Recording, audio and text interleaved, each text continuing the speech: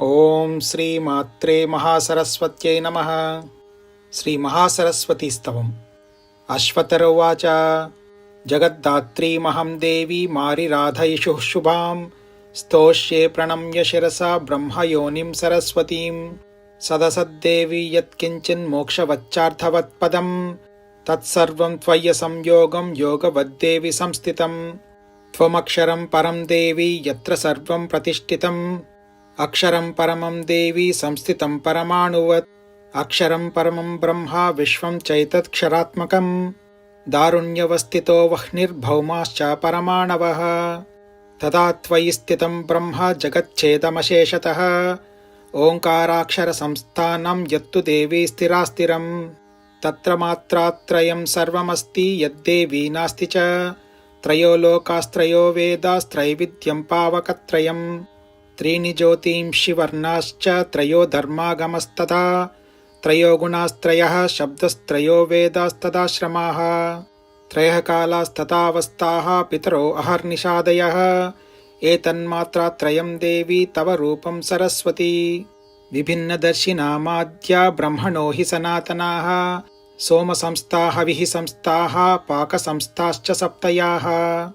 తాస్త్వదుచ్చారణాద్దేవీ క్రియంతే బ్రహ్మవాదిభిః. అనిర్దేశ్యం తదా చాన్యదర్థమాత్రాన్వితం పరం.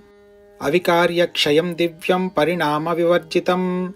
తవైతత్పరమం రూపం యన్న శక్యం మయోదితుం. న చాస్యేన చ తజ్జిహ్వా తామ్రోష్టాధిభిరుచ్యతే. ఇంద్రో అపి వసవో బ్రహ్మ చంద్రార్కౌ జ్యోతిరేవ చ. విశ్వావాసం విశ్వరూపం విశ్వేశం పరమేశ్వరం. సాంఖ్యవేదాంతవాదోక్తం బహుశాఖాస్థిరీకృతం. అనాదిమధ్యనిధనం సదసన్న సదేవ యత్. ఏకం త్వనేకం నాప్యేకం భవభేదసమాశ్రితం. అనాఖ్యం షడ్గుణాఖ్యం చ వర్గాఖ్యం త్రిగుణాశ్రయం. నానాశక్తిమతామేకం శక్తివైభవికం పరం. సుఖాసుఖం మహాసౌఖ్యరూపం త్వయి విభావ్యతే.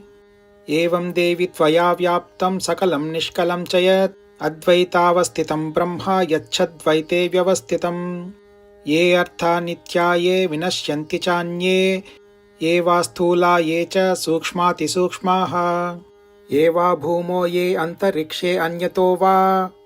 తేషాం తేషాం త్వత్త ఏవోపలబ్ధిః. యచ్ఛామూర్తం యచ్చమూర్తం సమస్తం యద్వా భూతేష్వేకమేకం చ కించిత్.